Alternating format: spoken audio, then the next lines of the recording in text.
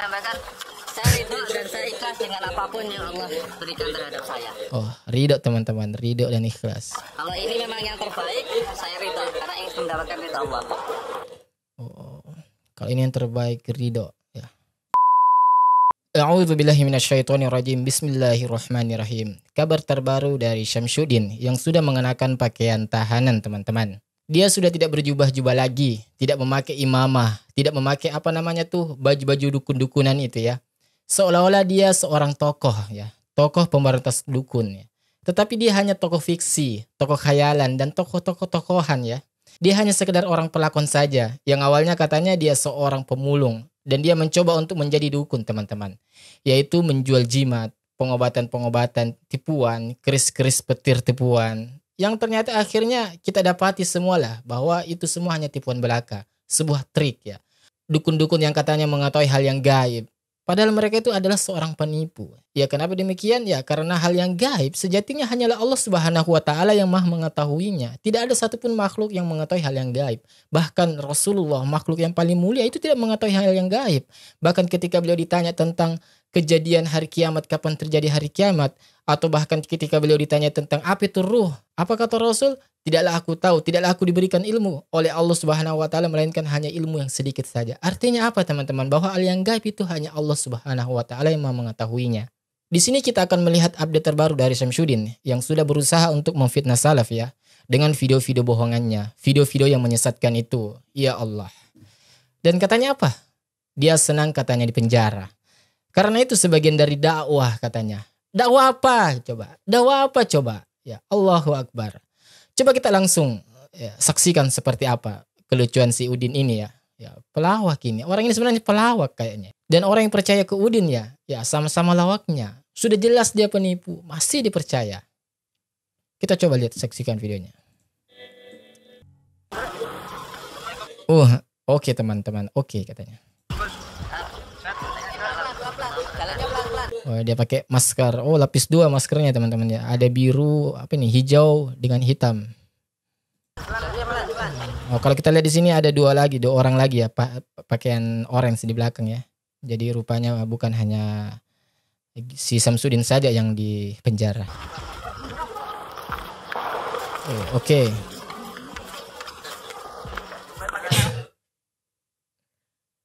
Si Syamsuddin ini kayak siapa ya? Suruh Pak Polisi soalnya. Sempat-sempatnya senyum lagi. Kayak manis juga sih dilihat ya. Bahkan saya ridho dan saya ikhlas dengan apapun yang Allah berikan terhadap saya. Oh, ridho teman-teman, ridho dan ikhlas. Kalau ini memang yang terbaik, saya ridho karena ingin mendapatkan ridho Allah. Oh, kalau ini yang terbaik, ridho ya. Saya senang di penjara. Senang di penjara kan teman-teman? Beliau bilang senang di penjara. Karena ini sudah menjadi takdir Allah. Ini sudah menjadi ketentuan Allah. Maka saya ridho dengan apapun yang Allah berikan terhadap saya. Takdir, terima takdir Allah. Terima karena apa yang diberikan oleh Allah kepada dia. Aduh, Allah berikan katanya. Itu ulah Anda Bapak.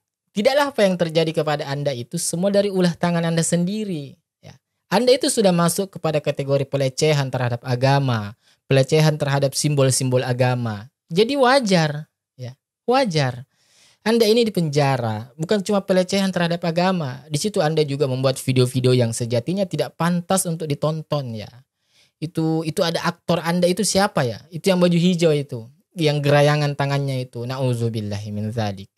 Sekalipun si perempuan itu istri dia, melakukan hal tersebut juga tidak benar ya. Apalagi bukan istrinya, apalagi di situ benar-benar cewek gitu kan. Mau bikin layar lebar apa coba? Aktingnya sampai segitunya gitu.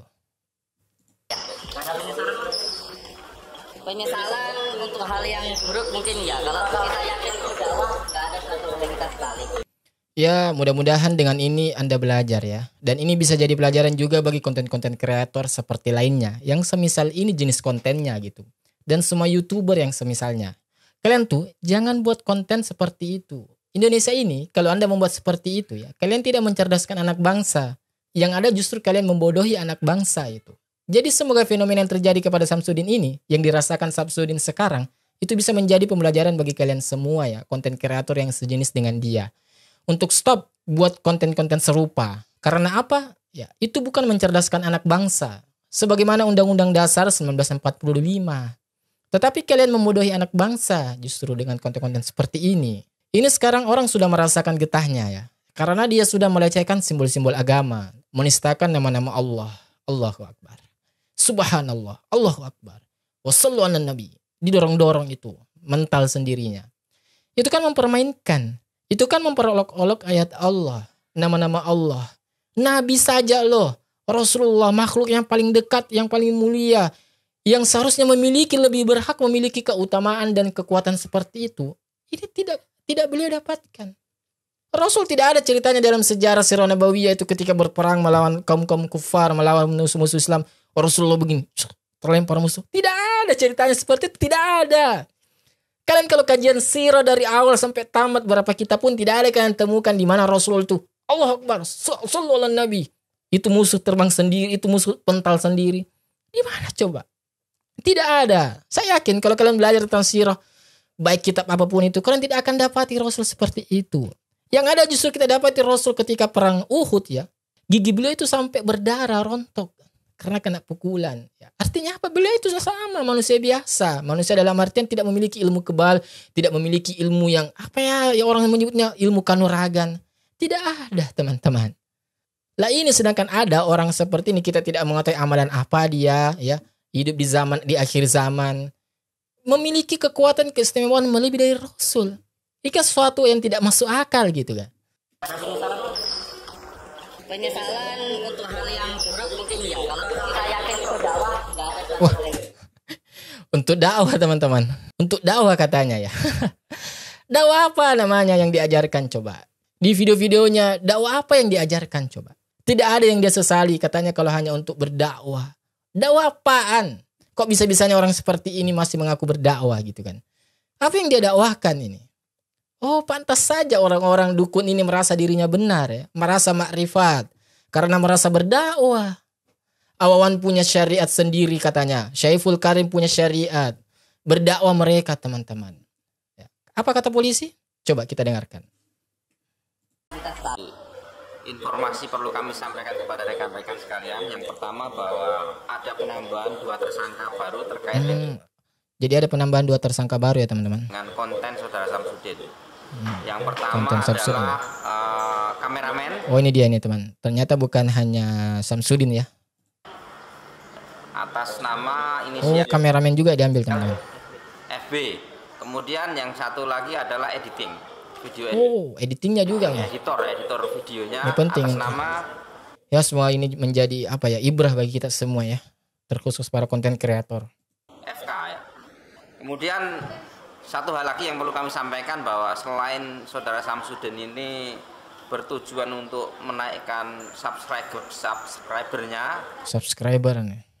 Tujuannya selain untuk meningkatkan subscribernya teman-teman. Juga saudara Samsudin ini membuat konten tersebut berharap supaya tempat pengobatan dia di Blitar itu tambah laris. Tambah laris kan? Ya karena dia mengaku punya karomah. Karena dia mengaku punya kesaktian. Dan mengaku dirinya dekat dengan Allah. Itu dia. Jadi dia mengklaim dirinya itu sebagai tokoh agama. Sudah. Tokoh agama yang pantas untuk didatangi banyak orang. Disowoni banyak orang. Datang ke sana minta air sakti ya. Air sakti katanya. Air berkah dicelup-celup tangannya. Kan begitu. Di Indonesia kan begitu. Dicelup-celup tangannya biar apa? Biar mendapatkan barokah dan kesembuhan. Dan juga dia menjual apa namanya tuh ya cenderamata lah, apalah pokoknya itu ya jimat-jimatan. Ya, pasti jual jimat dia. Ya, dikira nggak tahu kita ini orang Indonesia. Ya, pengobatan tradisional yang bersangkutan tambah laris, tambah laku. Tambah laris, tambah laku. Di banyak orang. Jadi ada 2 hal itu rekan-rekan yang perlu kami sampaikan. Selanjutnya kalau ada yang pertanyaan silakan. Untuk pemeriksaan ahli agama seperti apa dan Sementara ahli agama belum kita periksa ya. Yang belum sudah kita ahli periksa agama ini adalah ahli pidana ya. Memang sih teman-teman. Jadi dari pihak agama belum ada memberikan keputusan ya bagaimana dia ke depannya. Apakah ada pasal tambahan mengenai penistaan agama atau bagaimana ya. Karena di sini ya Si Udin ini sudah jelas-jelas ya teman-teman. Dia merasa kalau dirinya itu berdakwah di sana. Tetapi jangankan menganggap itu dakwah. Menganggap itu suatu kebenaran pun tidak. Dia menganggap itu film. Tapi melakukannya dengan sepenuh hati ya. Sepenuh hati untuk membuat citra-citra Islam itu tercoreng di mata umat-umat di luar Islam. Kita bisa melihat sendiri. Banyak orang-orang non-muslim ya. Beberapa oknum non-muslim ya. Yang sudah berusaha untuk menjelek-jelekkan Islam. Menyerang Nabi kita, menyerang ajaran kita. Bahkan ada channel yang namanya itu jelas-jelas namanya itu Sunnah Nabi. Keren kan namanya Sunnah Nabi. Tapi justru kontennya itu sudah jelas-jelas itu menggunakan hadis untuk menyelewengkan sejarah, menyelewengkan cerita. Ya, di sini kalau kita melihat malah Udin ini nambah-nambah. Ya, nambah-nambah perkara yang membuat orang itu bisa mencari celah menyerang kita. Allahu Akbar. Allah. Ya pelaku khurafat, pelaku tahayul memang sedemikian rupa teman-teman. Memang dari awal saya membuat channel ini ya, Tarbiyah Daily ini, khusus untuk dakwah sirah nabawiyah dan kajian storytelling teman-teman. Tapi kok makin kesini saya lihat makin banyak nih yang aneh-aneh gitu. Banyak oknum pemeluk Islam itu justru melakukan blunder terhadap agamanya sendiri. Kalau hal seperti ini dibiarkan terus-menerus, wah bahaya saudara kita yang awam ini khususnya kan. Ya harapan saya semoga Indonesia ini semakin membaik lah. Dan ini bisa menjadi pembelajaran bagi konten kreator yang lainnya yang terutama sejenis dengan itu. Jangan sekali-kali kita merasa kalau diri kita itu seorang tokoh, pantas berbicara tentang akidah, tanpa ilmu lagi. Pakai sorban ini, tasbih kemana-mana, bercerita tentang segala macam. Yang pada dasarnya kita tidak memiliki ilmu tentangnya.